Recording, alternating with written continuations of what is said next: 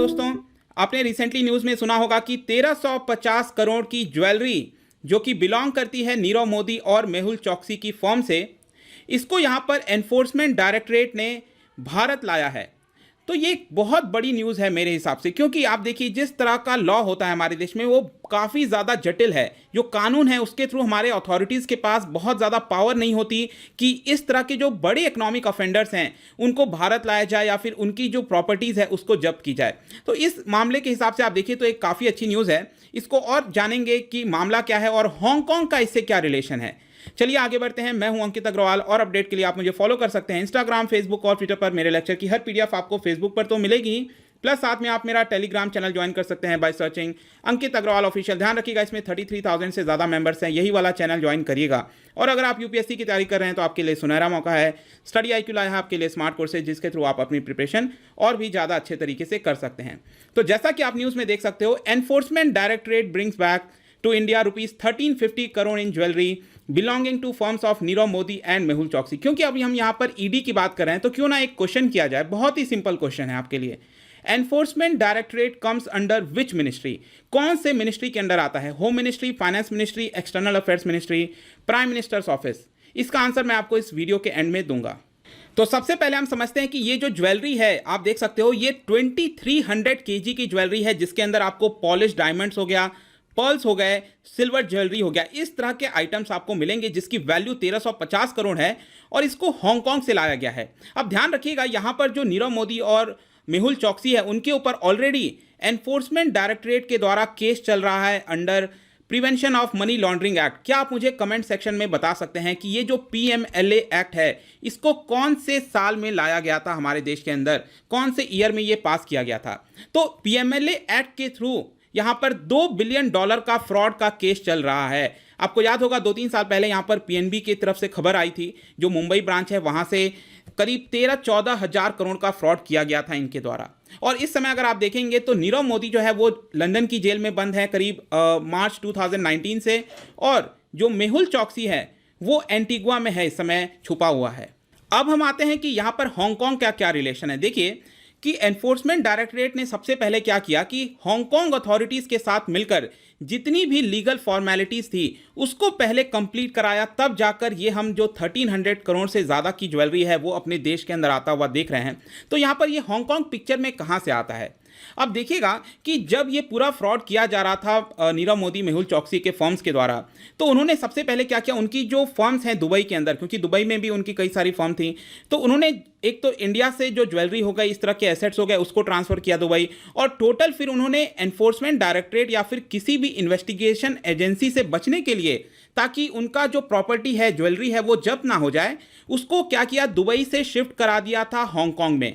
और हांगकांग के अंदर जो एक लॉजिस्टिक कंपनी है उनकी गोडाउन्स में यहाँ पर उसको रखा हुआ था। लेकिन ये जब 2018 के शुरुआत में किया जा रहा था इनके फर्म्स के द्वारा, तो यहाँ पर एनफोर्समेंट डायरेक्टरेट को खबर मिल गई थी, और उसी साल 2018 जुलाई से ही उनकी ईडी की नज़र थी इस पूरे मामले के ऊपर, और उनको पता था कि ये पूरा हांगकांग चला गया है। और इसीलिए आज आप देख रहे हो कि हांगकांग अथॉरिटीज़ के साथ मिलकर ये जो पूरा 1300 करोड़ का जो ज्वेलरी है वो हमारे देश वापस आया है। लेकिन ऐसा नहीं है कि ये ऐसा पहली बार हुआ है। देखिएगा ये सेकंड टाइम हो रहा है, लेकिन जब पहली बार हुआ था इसका जो वैल्यू था ज्वेलरी का, ये 137 करोड़ ही था। इसकी वजह से ये बहुत ज़्यादा न्यूज़ में तो नहीं रहा था, थोड़ा बहुत दिखाया गया था, लेकिन इस बार की जो वैल्यू है वो बहुत ज़्यादा है, इसीलिए ये काफ़ी ज़्यादा न्यूज़ में चल रही है। लेकिन अब मैं आता हूँ एक काफ़ी इंपॉर्टेंट प्रश्न पर, दैट इज़ ये हुआ कैसे, हाउ दिस हैपेंड। क्योंकि अगर आप हम लोग के देश का कानून देखेंगे, लॉ देखेंगे, वो काफ़ी ज़्यादा कॉम्प्लेक्स होता है। जैसे कि मैं आपको एग्जांपल बताता हूँ, एग्जांपल के लिए कि अगर सपोज हमारे किसी ने मर्डर किया है चाकू के थ्रू, नाइफ के थ्रू किसी का मर्डर किया है किसी पर्सन ने, अगर हमारे कानून में लिखा है कि यहाँ पर किसी पर्सन को मौत की सज़ा दी जाएगी या फिर लाइफ इम्प्रिजनमेंट किया जाएगा अगर उसने गन से किसी को मारा है, गोली से मारा है किसी को, ठीक है, तो यहाँ पर जिसने चाकू से मारा है वो क्या करेगा, कोई ना कोई लूप होल निकाल कर वो बच जाएगा।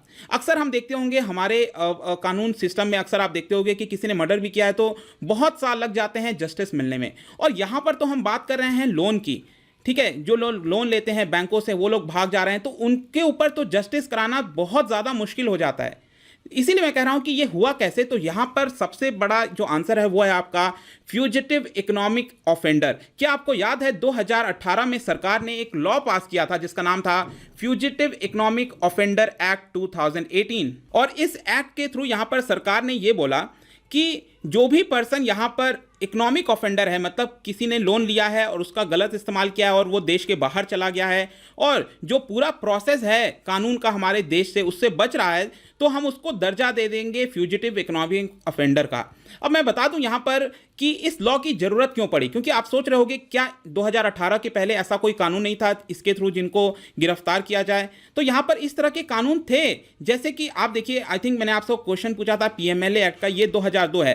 तो पीएमएलए एक्ट के थ्रू भी यहाँ पर उनको गिरफ्तार किया जा सकता था, जो प्रॉपर्टीज हैं वो वापस ली जा सकती थी। बेनामी प्रॉपर्टी ट्रांजैक्शन एक्ट है 1988 का, कंपनीज एक्ट है 2013 का, ये सारे कानून हैं। लेकिन मैं आपको बताऊं 2017 में जब अरुण जेटली फाइनेंस मिनिस्टर थे, तब उस समय उनके मिनिस्ट्री के द्वारा एक ड्राफ्ट बिल जारी किया गया था। उसमें यह बोला गया जो हाई वैल्यू के इकोनॉमिक ऑफेंडर्स होते हैं, देखिए हाई वैल्यू के इकोनॉमिक ऑफेंडर्स का मतलब यह हुआ कि किसी ने 100 करोड़ से ज्यादा लोन लिया है और वो रिटर्न नहीं करता है, उसको हम हाई वैल्यू इकोनॉमिक ऑफेंडर कहते हैं। तो यहां पर जब भी इस तरह के पर्सन देश छोड़कर चले जाते हैं, तो हमारे पास जो भी इस समय सिविल और क्रिमिनल प्रोसीजर एक्ट है उसके थ्रू सही से हम उनको यहां पर सजा नहीं दिला पाते और जो उनकी प्रॉपर्टी है उसको जब्त नहीं कर पाते हैं, और इसकी वजह से कई बार बहुत ज़्यादा टाइम लग जाता है। कई सारे रोड ब्लॉक्स आते हैं इन्वेस्टिगेशन में, जो अथॉरिटीज़ हैं उनके पास अच्छे से पावर नहीं होती और जो बैंक की फाइनेंशियल हेल्थ है वो खराब होती रहती है। और इसीलिए फाइनेंस मिनिस्ट्री ने 2017 में बोला कि हमें एक नया कानून बनाने की जरूरत है, स्पेसिफिकली किसके लिए, हाई इकोनॉमिक ऑफेंडर्स के लिए। और इसी को देखते हुए ये आपका एक्ट पास कराया गया था 2018 में।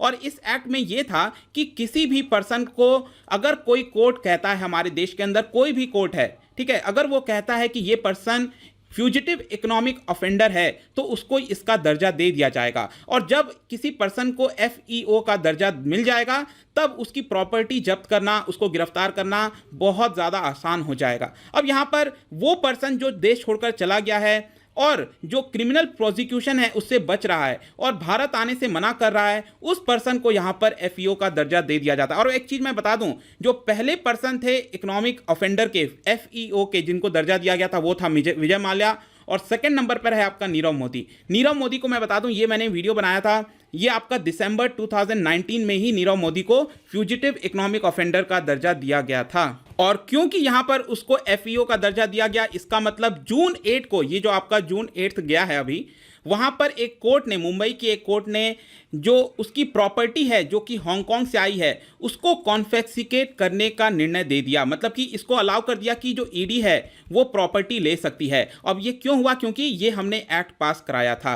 ठीक है, तो आ गया पूरा समझने ये पूरा मामला क्या है। और लास्ट में जो ईडी है मैं बता दूं, ये आता है आपका फाइनेंस मिनिस्ट्री के अंदर। बहुत ही इंपॉर्टेंट है क्योंकि ज्यादातर लोग हैं वो कंफ्यूज हो जाएंगे होम मिनिस्ट्री के थ्रू। जी नहीं, ये आता है आपका फाइनेंस मिनिस्ट्री, इसको ध्यान रखिएगा। आई होप कि ये जो पूरा वीडियो था आपको क्लैरिटी मिली होगी इस पूरे केस के मामले में। अगर आप मुझसे इकोनॉमी पढ़ना चाहते हैं तो ऑलरेडी मेरा कोर्स लॉन्च हो चुका है 1000 एमसीक्यू का।